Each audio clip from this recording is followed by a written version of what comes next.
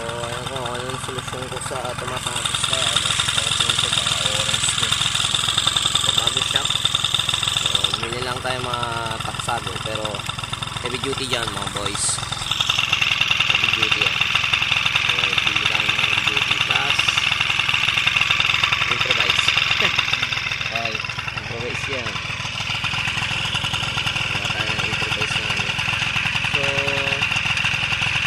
maingay yung kanyang ano, tingin ko piston pins to eh.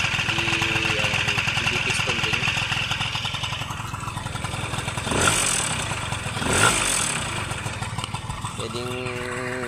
Pwedeng piston ring, piston pin. Palitin na yung piston pin at saka piston ring. Although hinahayaan ko lang kasi gagawa tayo ng ano eh, bagong makin eh.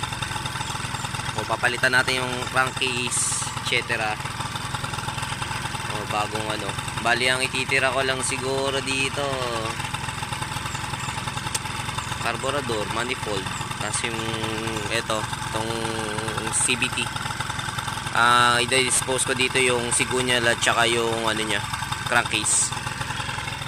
Ayan. So ngayon, yan na muna. Pakinabangan muna natin kung ano meron tayo. Wala pang sapat na budget. Ayan, new bearings. New torque drive belling o wing bell ang tawag nila. Pag nagsawa tayo dyan, paparegroup natin yan. Pero still, stock na muna tayo. Ayan. Okay naman yung under nya.